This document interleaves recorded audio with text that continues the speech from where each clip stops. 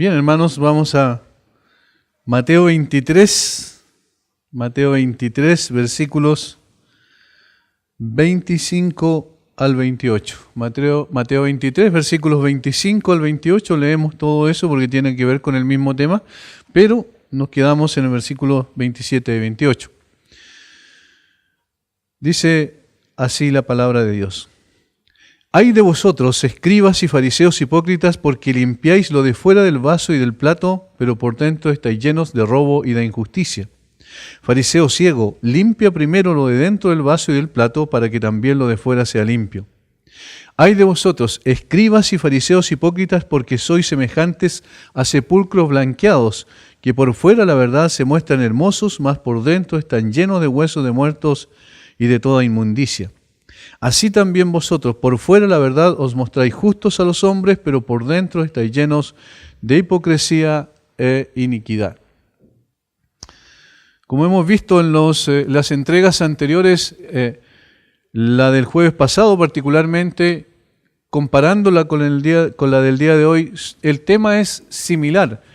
Como vimos en la introducción el jueves pasado, el énfasis está entre lo interno y lo externo, entre lo de afuera versus lo de adentro. Y el Señor utiliza diferentes ilustraciones para poder mostrar aquí cuál es el problema grave que tiene el fariseo y el escriba. Y así también como hemos aplicado todo falso maestro, tiene una apariencia externa de piedad, pero una realidad totalmente contraria a lo que aparenta en términos de su conducta externa.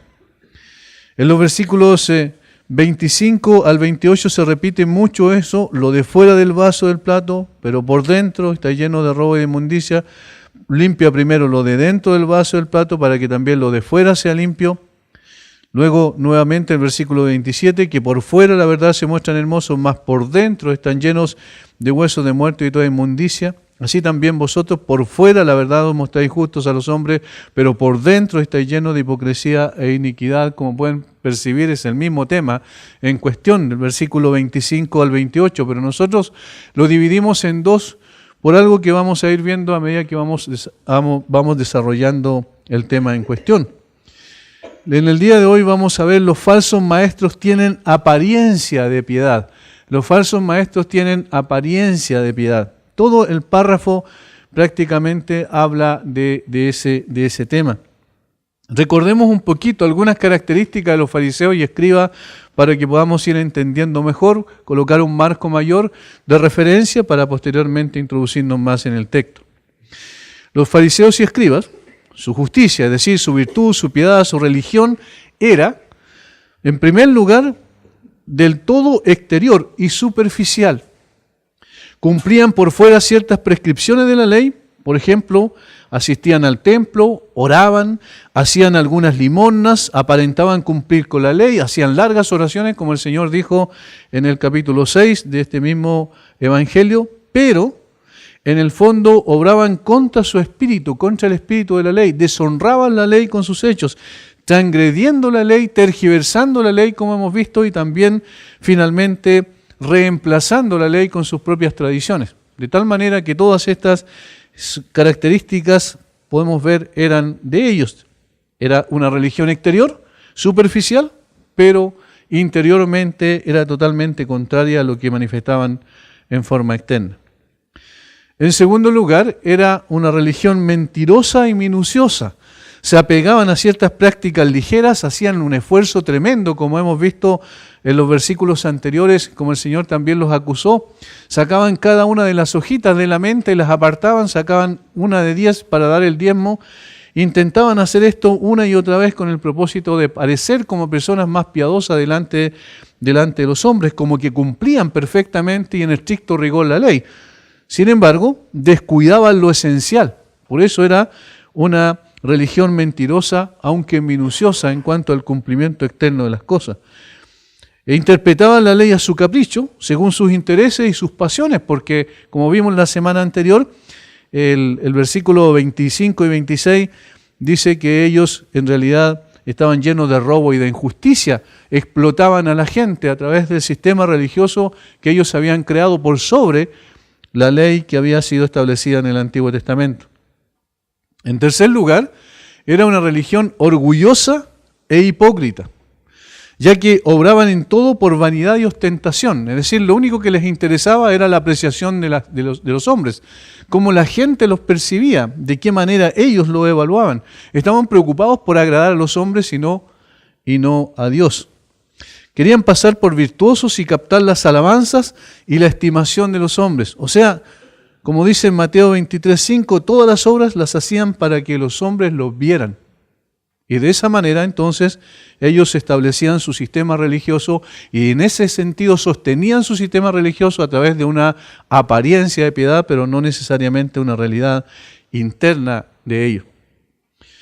Esto es, en resumen, la descripción de la religión de los fariseos. Tal como el Señor les dijo, honraban a Dios con sus bocas, pero su corazón estaba lejos de Él.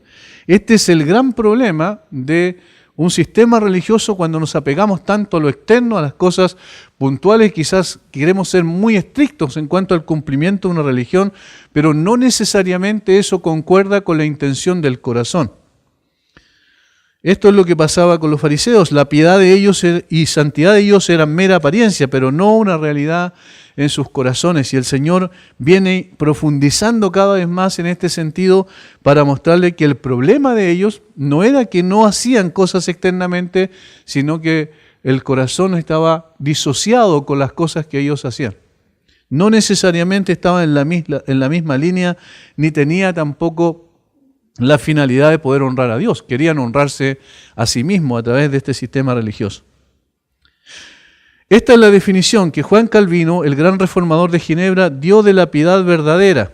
Vamos a verlo en el día de hoy. Vamos a ver la falsa piedad, pero también la verdadera piedad, porque la idea es que podamos también nosotros ser confrontados, exhortados respecto a cómo estamos viviendo el cristianismo. Juan Calvino llamó a la verdadera piedad una reverencia, o que llamó que la piedad era una reverencia unida al amor de Dios, que, miren de dónde procede, que el conocimiento de Dios produce. Es decir, la verdadera piedad, en primer lugar, brota de un conocimiento de Dios. Porque en la medida en que vamos conociendo a Dios, vamos viendo cómo la manifestación de la gracia de Dios, la manifestación del amor de Dios, nos va de alguna manera seduciendo realmente y nos lleva a poder tener una conducta en consecuencia con lo que Dios nos ha entregado. El conocimiento de Dios produce. Porque, sigue diciendo Juan Calvino, porque mientras que los hombres no tengan impreso en el corazón que deban a Dios cuantos son, que son alimentados con el cuidado paternal que de ellos tiene, que Él es el autor de todos los bienes, de suerte que ninguna cosa se debe buscar fuera de Él, nunca, jamás de corazón y con deseo de servirle se someterán a Él. Voy a repetir esta última parte porque me parece importante, porque esta es la esencia de por qué la piedad muchas veces es una exteriorización de una religión, sin embargo no necesariamente del corazón. Calvino dice, mientras que el hombre no acepte este tipo de cosas, por ejemplo, que ellos son lo que realmente son gracias a la manifestación del amor de Dios, que ellos tienen lo que ellos tienen gracias a que Dios les concedió lo que ellos necesitaban, el cuidado paternal, dice Calvino, que Dios es el autor de todos los bienes, de suerte que ninguna cosa se debe buscar fuera de Él, nunca, jamás de corazón y con deseo de servirle, se someterán a Él. Es decir, en otras palabras, cuando no tenemos un concepto claro del amor de Dios, de la bondad de Dios, de la gracia de Dios, entonces es muy difícil llegar a ser una persona que manifieste una piedad genuina. Vamos a estar quizás por temor haciendo cosas, quizás motivados por otras cosas, como en este caso los fariseos, para que la gente los aplaudiera y los tuviera como hombres santos, a los cuales tenerle en alta estima. Pero cuando conocemos a Dios realmente como es, eso es lo que está diciendo Calvino, entonces la persona se va a someter a Dios. Y termina con esta última frase. Y más aún dice, si no colocan en Él toda su felicidad, nunca de veras y con todo el corazón se acercarán a Él. Si no colocan en Él toda su felicidad, Este es el punto central de la verdadera piedad. La verdadera piedad nace entonces en un conocimiento de Dios, y no solo en el conocimiento general de Dios, sino en el hecho de saber cuánta amor Dios ha manifestado sobre nuestras vidas. Y este era el problema de los fariseos. No se acercaban a Dios porque conocían a Dios, sino que se acercaban a Dios por crear un sistema religioso que calzara según sus propias expectativas, para sus propios propósitos, para su propio provecho, porque no tenían un conocimiento correcto de Dios. No tenían verdadera, en consecuencia, reverencia hacia Dios porque no le conocían. De tal forma que su devoción era un mero fingimiento, era algo simplemente externo. No amaban a Dios, no habían entendido que todo lo que eran se lo debían a Dios, que Dios era el autor de todos sus bienes, que nada podían encontrar fuera de Dios. Por esto, nunca le buscaron y sirvieron de todo corazón. ¿Recuerdan a las grandes multitudes que seguían al Señor Jesucristo? ¿Cuántos de ellos llegaron al final? Grandes multitudes, dice, lo seguían, porque ellos querían disfrutar de los bienes que el Señor Jesucristo hacía, ¿verdad? Como dice después Pedro cuando predica en la casa de Cornelio, haciendo bienes por todas partes donde él andaba, multiplicando los panes y los peces, sanando a personas con enfermedades complejas, inclusive hasta resucitando, ¿verdad? Recuerdan a Lázaro, a un muerto.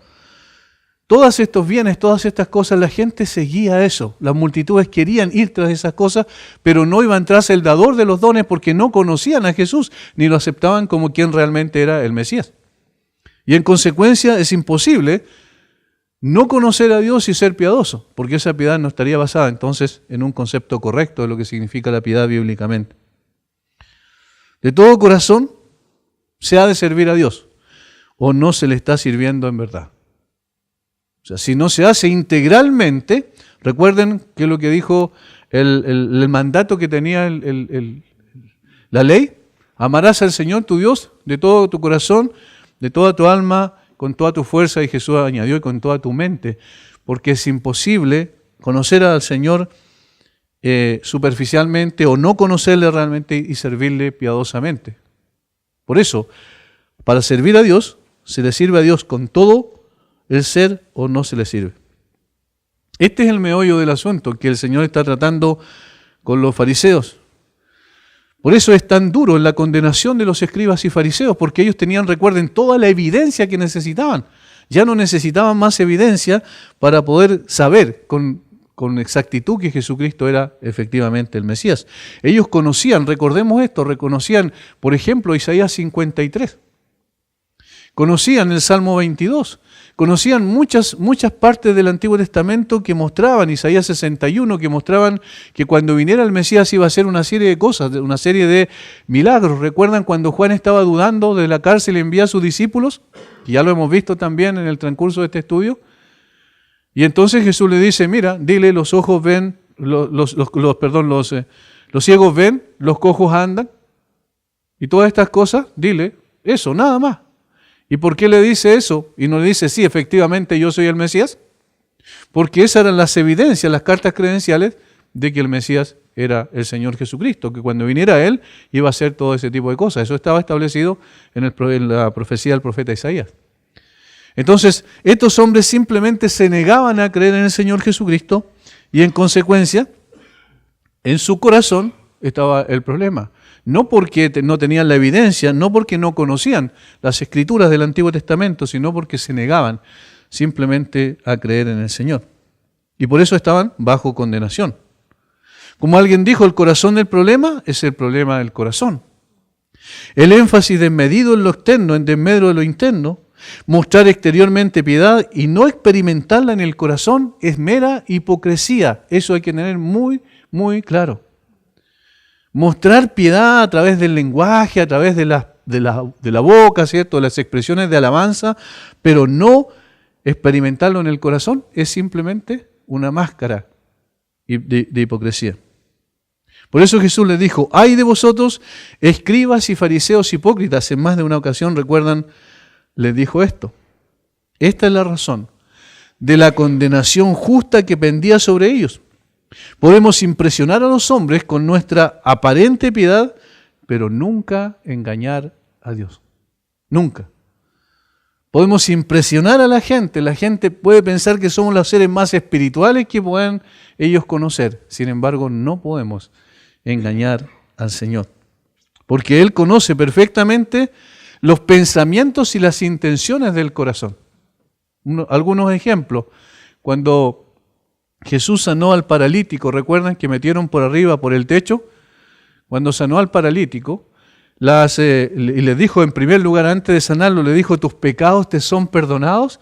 Dice que los fariseos cavilaban en sus corazones, interesante esto, cavilaban en sus corazones, decían, ¿cómo este puede perdonar pecados? Solo Dios puede perdonar pecados, cuando esa era la evidencia de que Jesús era Dios.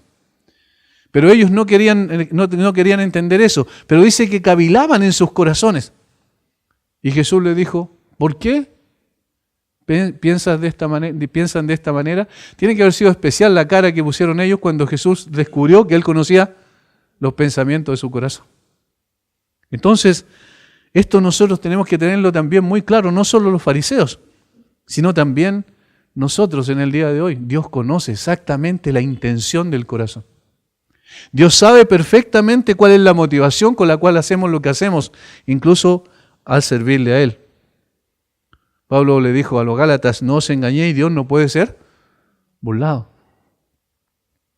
Y noten la reiteración de esta verdad en los juicios que Jesús pronuncia, la verdad de que el corazón era el problema, que todo dependía de lo que pasaba dentro, en el interior de la persona, en el ser esencial de la persona. Jesús lo reitera una y otra vez. Por eso es que parece que estamos tratando los mismos temas, pero es obviamente un tema más grande, pero que a través de la forma en que Jesús expresa sus ayes o sus juicios sobre estos hombres, uno va viendo las diferentes aristas que tiene. Pero evidentemente es un solo tema general. Por eso Jesús reitera una y otra vez esto y pronuncia estos juicios sobre los líderes de Israel. Nos debe esto llevar a meditar en la sinceridad de nuestro servicio a Dios.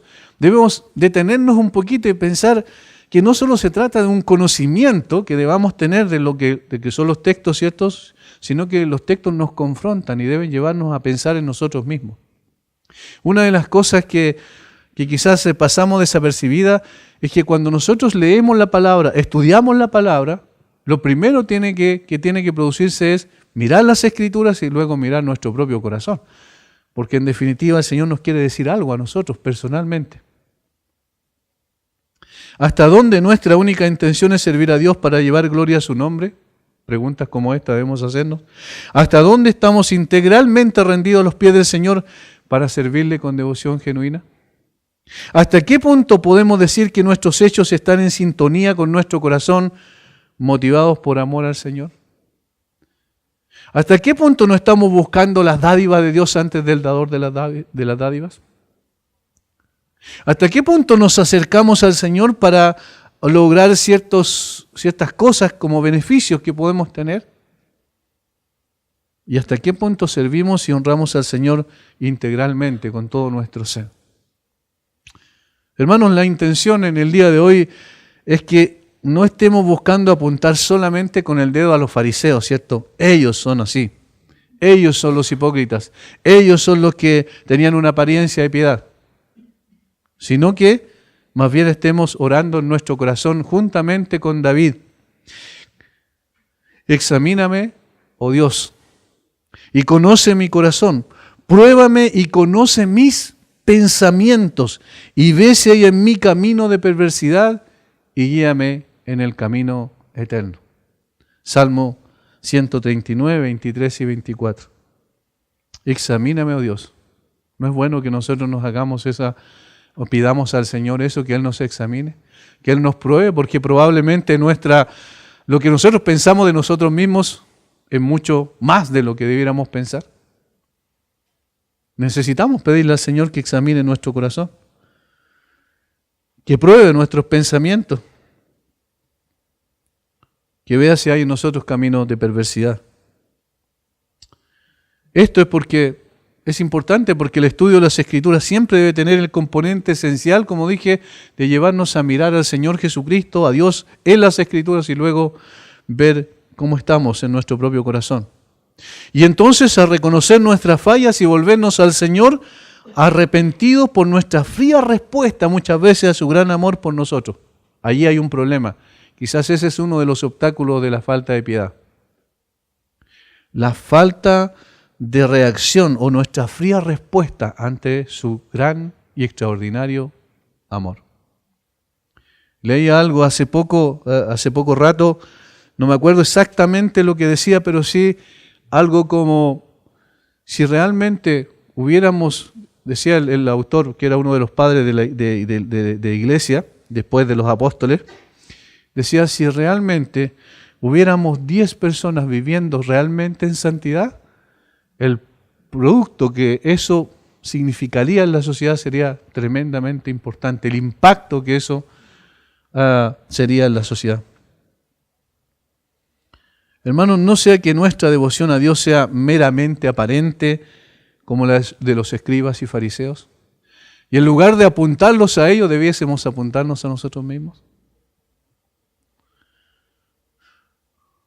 Notemos, entremos al texto y notemos como el ay de los versículos 25 y 26 es muy similar a nuestro texto de hoy. Ambos tratan sobre el énfasis en lo externo en desmedro de lo interno del corazón. Sin embargo, el anterior trata con la tendencia de ocultar la avaricia del corazón, lleno de robo y de injusticia. Mientras que el de los versículos 27 y 28, que es nuestro texto en el día de hoy, condena el ocultamiento de la hipocresía e iniquidad del corazón. Esa es la diferencia que hay. Aunque el tema es el mismo, el énfasis en el primero está dado por la avaricia del corazón y luego el segundo está dado por la hipocresía y la iniquidad del corazón. Esa es la única diferencia que hay. Y el Señor Jesucristo toma otra vez una ilustración de algo que hacían normalmente, especialmente para las fiestas solemnes de Israel, es decir, recuerden que habían 3 fiestas principales, de la cual la Pascua era con la cual se iniciaba el año religioso de los judíos, y lo que hacían ellos era pintar los sepulcros, era una costumbre, una tradición, pintar los sepulcros, algunos sepulcros estaban a la orilla del camino, era muy factible que personas al venir en su peregrinación de diferentes partes de Israel a Jerusalén, pudieran pasar desaprensivamente pasando por algún lugar y tocaran quizás o rozaran uno de estos sepulcros y quedaban ceremonialmente inmundos. No podían participar de una serie de cosas en la Pascua, como por ejemplo el ofrecimiento del cordero del sacrificio. No podían hacerlo, porque estaban ceremonialmente inmundos. Y esto duraba 7 días, de tal forma que toda la Pascua entonces no podían ellos celebrar esa fiesta. Entonces, ¿qué hacían? Para que se notaran mucho cuáles eran los sepulcros y esa persona desapercibida o quizás distraída no pasara a llevar o a tocar alguna de esas cosas. Eso, entre paréntesis, estaba en la ley. El número 19:16 decía que nadie puede tocar muerto ni tampoco un sepulcro, porque el sepulcro, se entiende, están también con personas muertas, ¿verdad? Y entonces ellos pintaban con cal los sepulcros blancos, de tal manera que inclusive era un espectáculo cuando salía el sol, porque el sol reflejaba, la luz del sol se reflectaba en la cal y era un lindo espectáculo, se veía como hermoso. Y por eso el Señor Jesucristo utiliza la palabra incluso hermoso por fuera. ¿Se fijan? El versículo 27. Ay de vosotros, escribas y fariseos hipócritas, porque sois semejantes a sepulcros blanqueados. Ahí está, ¿ven? Ese es el sentido. Que por fuera a la verdad se muestran hermosos, ¿ven? Claro, era apreciable, era lindo ver este tipo de cosas. Y por eso entonces pintaban los sepulcros, como dije, para que alguien desapercibidamente no pasara y tocara y quedara excluido de la celebración de la fiesta. De tal manera entonces que los sepulcros se apreciaban muy hermosos por fuera, pero esto no quitaba lo que tenían por dentro. Era simplemente una apariencia de la verdadera realidad. Entonces todos sabemos que los sepulcros pueden ser muy lindos, pero independiente de la forma, de quizás la capacidad que tenga el escultor para hacer algo lindo por fuera, sin embargo por dentro siguen siendo exactamente lo mismo. están llenos, eso es lo que dijo el Señor, de huesos de muerto y de toda inmundicia, bueno, en descomposición, ¿verdad? Entonces, eso es lo que el Señor quiso usar como una ilustración, una costumbre, que ellos, los judíos, sabían exactamente a qué se referían. No, recordemos que aquí el Señor se está dirigiendo a sus discípulos y hablándoles sobre los fariseos, no se está refiriendo directamente a los fariseos. Capítulo 23, versículo 1, notemos lo que dice. Entonces habló Jesús a la gente y a sus discípulos, a la gente y a sus discípulos, pero habló sobre los fariseos. Entonces, esta es la comparación. Ustedes son como sepulcros blanqueados. En realidad por fuera se ven hermosos, las cosas que ustedes hacen externamente, la gente las aprecia como algo extraordinario. Recuerda que hacían largas oraciones. Recuerden que cuando daban limosna llevaban a alguna persona que iba prácticamente diciendo antes de que echaran la limosna que el fariseo iba a hacer eso para que atrajera la atención de todos y pareciera que eran personas muy dadivosas y personas que tenían una muy buena intención de su corazón. Por eso en el capítulo 6 de Mateo, en el contexto del Sermón del Monte, el Señor Jesucristo les enseña sobre la verdadera oración, les enseña sobre la verdadera limosna y les enseña sobre el verdadero ayuno, porque ellos trataban de demostrar eso externamente. El otro día vi a algo también en redes sociales en relación a esto. Unas personas decían, parece que estaban emitiendo en vivo, si mal no recuerdo, decía noche de ayuno y oración. ¿Y cuál era el sentido de estar transmitiéndolo a todas las personas? Eso es lo que el Señor Jesucristo era que estaba acusando a los fariseos y escribas, porque eran ostentosos externamente, ¿se fijan? Y eso, a la luz de la gente, digamos, a la apreciación de las personas, le parecía algo muy interesante y consideraban que estas personas eran muy santas y dignos de imitar. Sin embargo, el Señor Jesucristo le dijo que cuando ayune, ¿qué es lo que tenía que hacer? Tenía que, lavar su rostro para no mostrar que en realidad había ayunado, ni tenía por qué transmitirle a todo el mundo que lo estaba haciendo. Era algo entre Dios y él. Entonces eran sepulcros blanqueados por todas esas cosas, por todo lo que enfatizaban externamente. Les estaba diciendo el Señor que su religión, devoción, justicia, piedad, santidad eran meramente externas y sin vida. Sin vida. Impresionaban a la gente, pero no lo impresionaban a él, porque él conocía el corazón. Era una simple máscara atractiva a los hombres, pero despreciable delante de Dios. La falsa piedad es despreciable delante de Dios. Con razón Jesús había advertido a sus discípulos, porque os digo que si vuestra justicia no fuere mayor que la de los escribas y fariseos, no entraréis en el reino de los cielos. También el contexto Sermón del Monte, Mateo 5, versículo 20. Si vuestra justicia no fuere mayor que la de los escribas y fariseos, no entraréis en el reino de los cielos, le dijo a sus discípulos. En este sentido, obviamente no se refiere a un aspecto cuantitativo, que tuviera más justicia, sino a un aspecto cualitativo, que tuviera la justicia que Dios demanda. Y bien sabemos que la justicia que Dios demanda para entrar al reino de los cielos, ninguna persona, ningún ser humano la puede cumplir perfectamente. Y por eso vino el Señor Jesucristo. Porque todo aquel que ha puesto su fe en Cristo, la justicia de Cristo le es contada a su favor. Esto es lo que se llama la imputación, la justicia imputada. Nos es puesta a nuestra cuenta, en otras palabras. De tal manera que ahora entonces somos justificados delante de Dios porque el Señor Jesucristo puso su justicia sobre nosotros. Sin embargo, estos hombres que lideraban la religión oficial de Israel, que guiaban a toda la gente, nunca podían experimentar la justicia de Cristo. ¿Por qué? Por las razones que acabamos de decir, porque no aceptaban a Cristo. Y si no aceptaban a Cristo, entonces no tenían ninguna esperanza de que algún día pudieran ser justificados delante de Dios. Para ser justificados, de tal forma que su justicia era solo una apariencia por fuera, una justicia humana que no alcanza la justicia de Dios. Por fuera, le dijo el Señor Jesucristo, mostráis justos a los hombres. Y ellos eran felices con esto porque las personas aprobaban su caminar religioso. vos mostráis justos a los hombres. Parece que en realidad están haciendo las cosas correctamente y la gente con poco discernimiento, porque obviamente tampoco eran creyentes, no apreciaban esa diferencia. Y es interesante que todos los falsos maestros tienen esa misma característica y los seguidores tienen también las mismas características.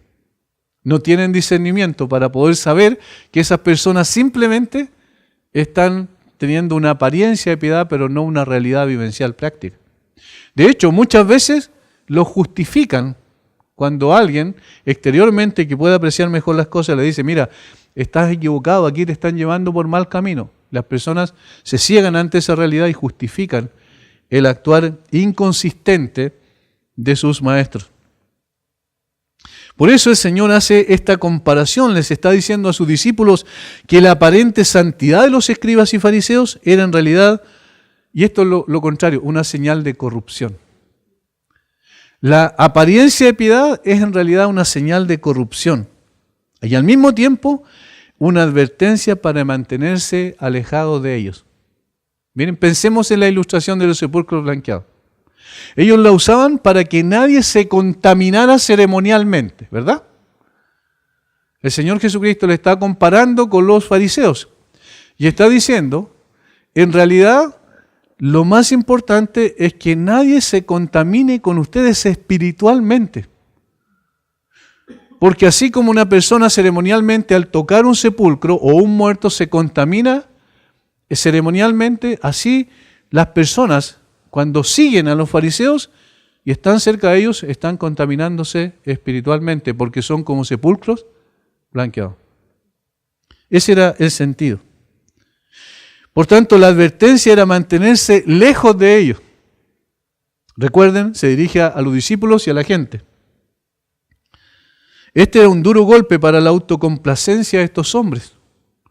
Un golpe al orgullo y la autosuficiencia. Y hermanos, díganme que no es así, que cuando nos tocan el orgullo es donde más fuerte saltamos.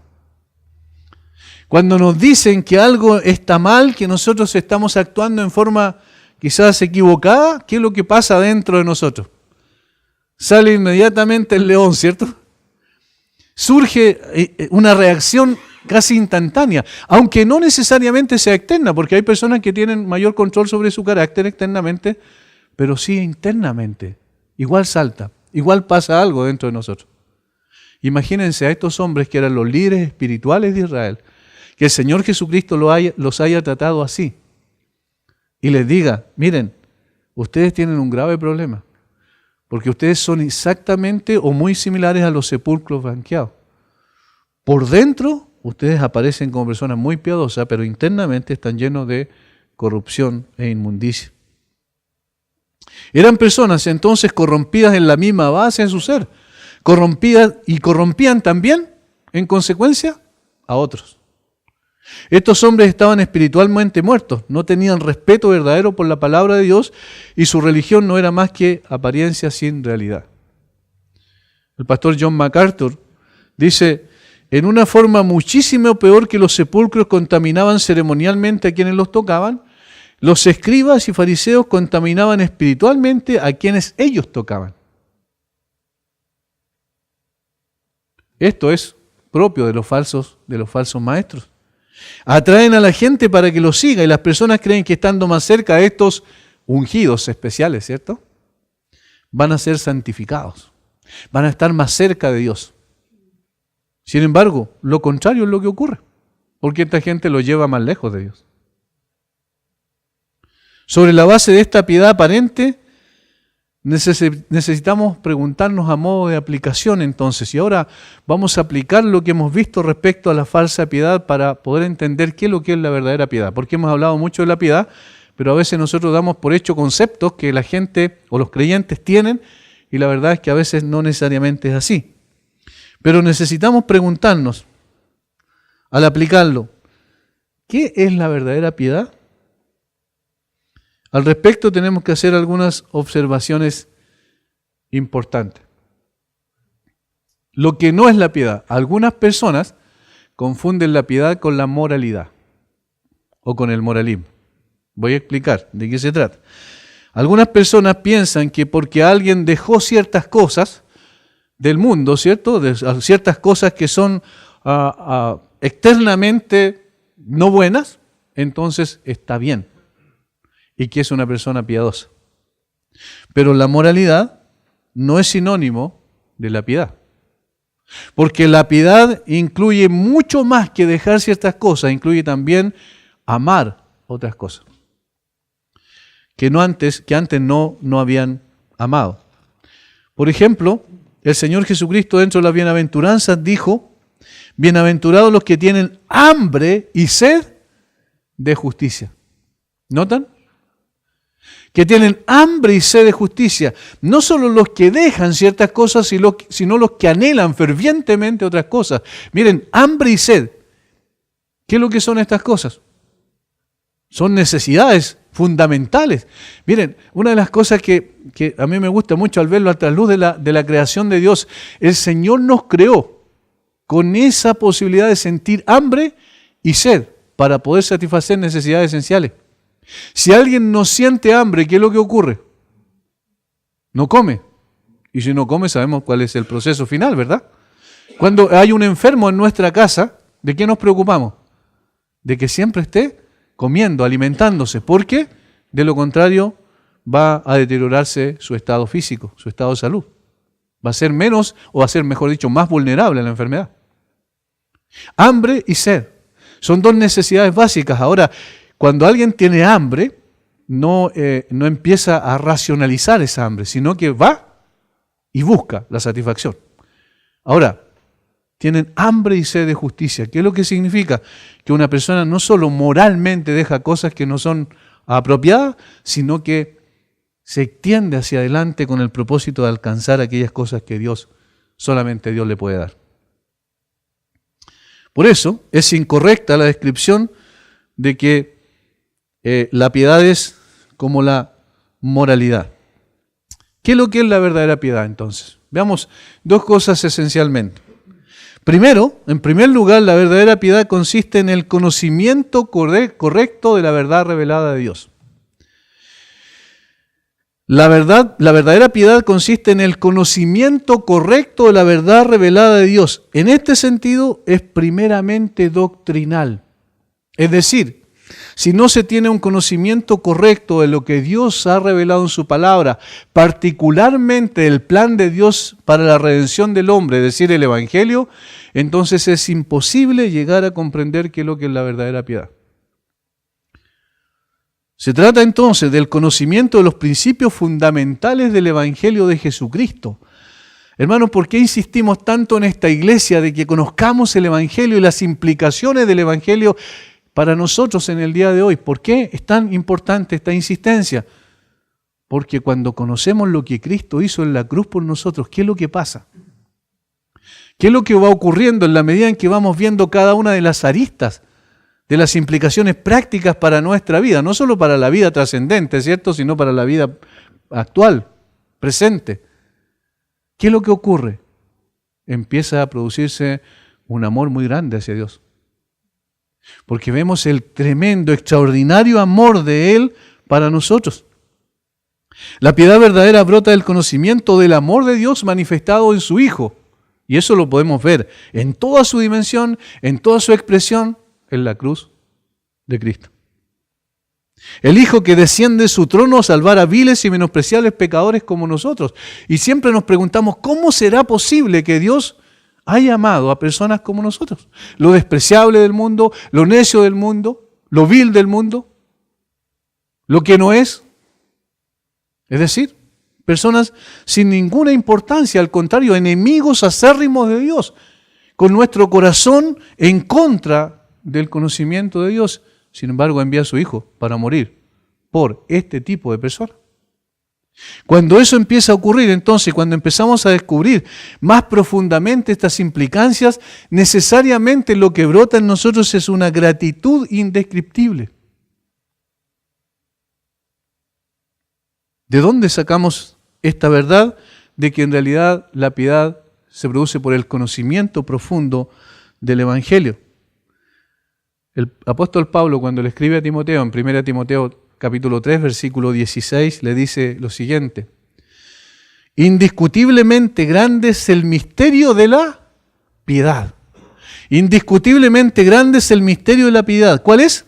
Dios fue manifestado en carne, justificado en el Espíritu, visto de los ángeles, predicado a los gentiles, creído en el mundo, recibido arriba en gloria.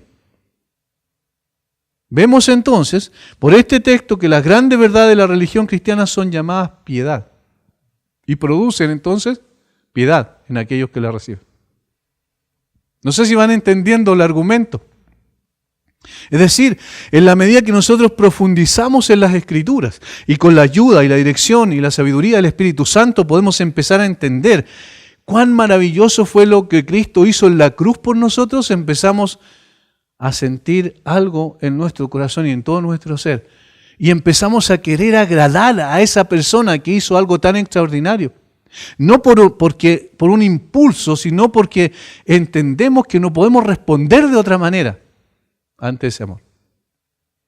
Por eso, obviamente, la piedad solamente puede ser manifestada por alguien que es un verdadero creyente. Pero, esto es muy importante, no es solo un conocimiento intelectual de los hechos de la cruz y sus implicaciones, sino una aceptación y asimilación de estas verdades. Es algo mucho más profundo.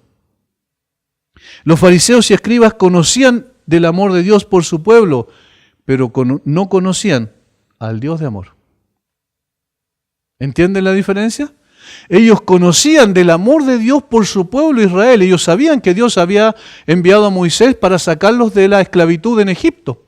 Ellos sabían que los había conducido por el desierto durante 40 años. Ellos sabían que finalmente Josué los había introducido, Dios los había introducido a través de Josué a la tierra prometida. Ellos sabían que Dios le había dado un rey ejemplar como David.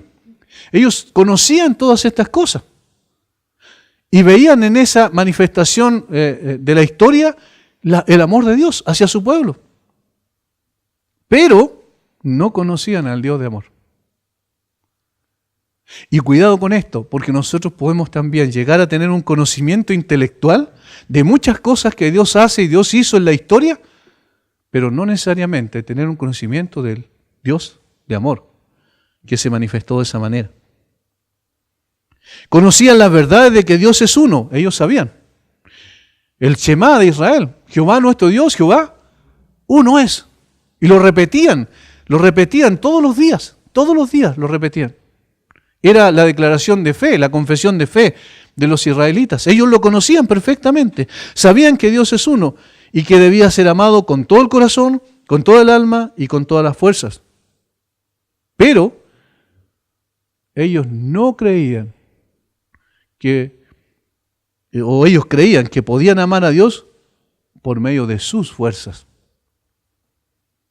Conocían que su amor a Dios debía ser integral.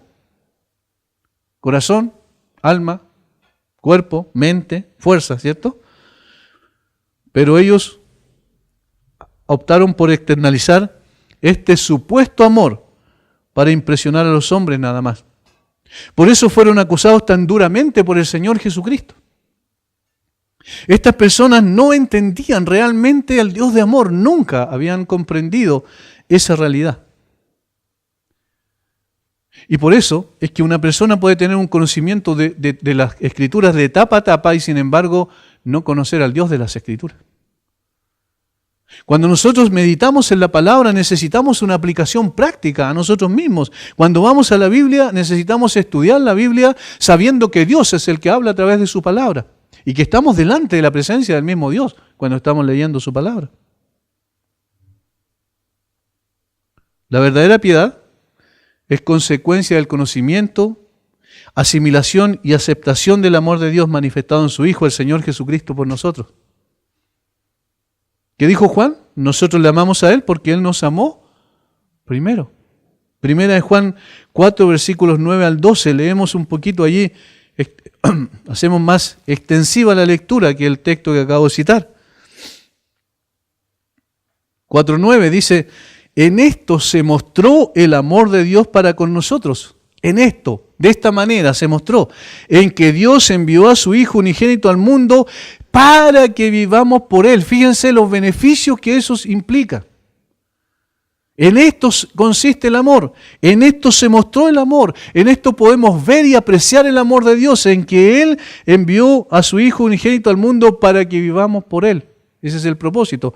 Primera de Juan 4, 9. Versículo 10. En esto consiste el amor, no en que nosotros hayamos amado a Dios, sino que Él nos amó a nosotros. ¿Y cómo yo puedo saber que Dios nos amó a nosotros, además de todo lo que significa la creación y todas estas cosas? Por la cruz de Cristo. Eso es lo que dice enseguida, fíjense.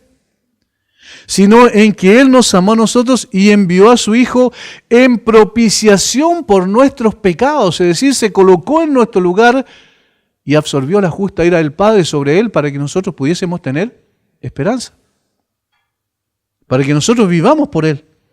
Envió a su Hijo en propiciación por nuestros pecados en ese lugar especial que en el Antiguo Testamento se llamaba propiciatorio o caporet, que era la tapa del arca. Allí lanzaban la sangre, recuerdan, de los machos cabríos y de los animales sacrificados, y llevaban una vez en el año, entraba el sumo sacerdote a ese lugar, rociaba el arca para poder mostrar que alguien había muerto y que esa sangre era evidencia de que el juicio había caído sobre alguien. En este caso era un animal, pero moría en el lugar del hombre culpable. La propiciación entonces tenía ese propósito, es decir, salvar al hombre de la condición en la cual se encontraba por medio de un sacrificio. El sacrificio lo recibía el justo, el beneficio lo recibíamos los injustos. Así se expresa el amor, de esta manera. Versículo 11. Amados, si Dios nos ha amado así, debemos también nosotros amarnos unos a otros. Nadie ha visto jamás a Dios. Si nos amamos unos a otros, Dios permanece en nosotros y su amor se ha perfeccionado en nosotros. Noten el cumplimiento de los dos mandamientos principales. ¿Lo vieron ahí? Amamos a Dios, pero como resultado, como respuesta al amor de Dios por nosotros. Y entonces amamos a los hermanos, ¿por qué? Porque es la única respuesta que podemos tener frente al extraordinario de amor de Dios en Jesucristo. Entonces la piedad tiene que ver, la verdadera piedad tiene que ver con un conocimiento, aceptación y asimilación de esta verdad extraordinaria, de que Dios en Cristo hizo algo maravilloso por nosotros que nosotros no podríamos hacer jamás. Y en la medida en que nuestra comprensión va siendo más grande de este hecho, entonces nuestra piedad va siendo más grande también. La respuesta apropiada a una dádiva tan gloriosa como incomprensible es la verdadera piedad de todo aquel que ha experimentado en carne propia el amor de Dios en Cristo. ¿Qué podemos hacer frente a eso? ¿Qué vamos a hacer frente al hecho de la cruz? Fíjense que el apóstol Pablo dice que la humanidad se divide en dos tipos de personas nada más. Y todo tiene que ver con la cruz. Porque la palabra de la cruz es locura a los que se pierden, pero es poder de Dios a los que se salvan. Dos tipos de personas. Y allí a los que se salvan, a los que es poder de Dios, a los que hemos, por la gracia de Dios, llegado a los pies del Señor Jesucristo en arrepentimiento y fe por la obra del Espíritu Santo que nos condujo allí. Entonces, ¿cómo reaccionamos frente a eso? Noten que no se trata de reaccionar frente a algunos reglamentos de una denominación particular, sino reaccionar frente al amor efectivo de Dios en nosotros. Nunca la piedad se trata de lo que nosotros hacemos por el Señor, sino de lo que Dios hizo por nosotros y cómo nosotros respondemos en consecuencia al valorar aquello que obra en nuestro favor. ¿Cómo respondemos? Por lo mismo, nuestra piedad no es medida por los hombres, a quienes podemos engañar, sino por Dios que conoce nuestro corazón, porque Dios sabe si estamos respondiendo apropiadamente a lo que Él hizo en nuestro favor. Y noten cómo lo que Dios hace en el Señor Jesucristo también tiene que ver con un cambio de nuestro corazón. Con este sacar el corazón de piedra, recuerden, y colocar un corazón de carne, sensible a las cosas espirituales y también sensible al pecado que antes amábamos. ¿Para qué? Y aquí está lo segundo. Para que empecemos a odiar esas cosas que antes amábamos y que considerábamos como algo que nos traía placer y satisfacción a nuestra vida. Pero ahora sabemos que eso es malo no porque nosotros hemos cambiado nuestra percepción, sino entendemos que es malo porque esto ofende a Dios. Y nosotros actuamos en función de lo que Dios hizo por nosotros. Y al reaccionar a eso, entonces odiamos lo que Dios odia. Esto es lo segundo. La verdadera piedad es la conformidad del carácter del creyente con estas verdades o principios esenciales del Evangelio. Primero, el conocimiento y la asimilación y aceptación de estas verdades. Y en segundo lugar, la verdadera piedad es la conformidad del carácter del creyente con estas verdades o principios esenciales del Evangelio. Es decir, cómo nuestro carácter va siendo moldeado por esa verdad. ¿No ven? Que no es solo conocimiento intelectual. Es decir, cómo al conocer el hecho glorioso de la cruz de Cristo y las implicancias que tiene para nosotros, los beneficios eternos y presentes que tiene para nosotros, cómo entonces vamos reaccionando para que nuestro carácter se someta a hacer la voluntad de aquel que hizo esa obra tan extraordinaria por nosotros. Es decir, la piedad consiste en vivir de acuerdo a estas verdades. Pero no por imposición. Y esto es importante, como una pesada carga, yo tengo que hacer esto, es mi deber hacer esto. Esas palabras que usamos a veces y que en realidad no debieran estar en nuestro lenguaje. ¿Por qué? Sino porque lo hacemos por gratitud a Dios. Y cuando algo se hace por gratitud, ¿cómo se hace? Con alegría, con gozo, con satisfacción. Eso es lo que yo quiero. Es decir, yo honro a Dios porque eso también es la gran satisfacción de mi alma. ¿A quién tengo yo en los cielos sino a ti? Y fuera de ti, nada deseo en la tierra. ¿Lo ven? Es decir, cómo yo empiezo a amar a Dios de tal forma práctica que entonces me someto a lo que Dios quiere en mí, por gratitud y amor. Como lo dice Benjamin Kitch, un predicador y autor bautista inglés, dijo lo siguiente: verdadera piedad no es meramente atenerse a los principios naturales de moralidad, ni a un conocimiento dogmático o teórico de los evangelios sagrados y sus preceptos, sino una conformidad fiel a los principios del evangelio, cumpliendo nuestros deberes con la mejor predisposición hacia Dios, al igual que hacia los hombres. Con la mejor predisposición a Dios. ¿Y eso no es lo que hizo Jesucristo? Salmo 40. Estaba meditando esta mañana sobre este salmo y he podido avanzar poco porque he ido meditando, reflexionando en esto. Y miren lo que dice allí, versículo 6. Sacrificio y ofrenda no te agrada, has abierto mis oídos. Ahí Jesucristo estaba haciendo, David que estaba escribiendo, estaba haciendo alusión al siervo hebreo que se le horadaba la oreja para decir, yo amo a mi amo y lo quiero servir para siempre. Holocausto y expiación no has demandado, entonces dije, he aquí vengo, en el rollo del libro está escrito de mí. El hacer tu voluntad, Dios mío, me ha agradado. ¿Ven? Hacer la voluntad de Dios a veces se torna, las personas la ven como algo pesado, como una carga tremenda, cuando es una satisfacción. ¿Por qué? Porque amamos a aquel que nos amó primero y hizo lo extraordinario por nosotros en Jesucristo. Y Jesucristo dice, el hacer tu voluntad, Dios, me ha agradado. Es mi placer, es mi gozo. Esa es la diferencia entre el legalismo y la verdadera piedad. El legalismo dice, haz esto, haz esto, haz esto, no hagas esto, no hagas esto otro, y entonces vas a agradar a Dios. La piedad dice, ya el Hijo agradó al Padre. Ahora simplemente hónralo, glorifícalo, vive para Él. Pero no por una imposición, sino por una reacción natural de un corazón agradecido.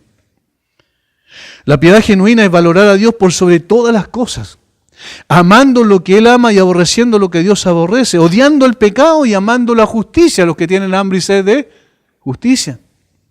No encontrando más satisfacción que en Cristo, que es la plenitud de aquel que todo lo llena en todo. Si tenemos a Cristo no necesitamos nada más.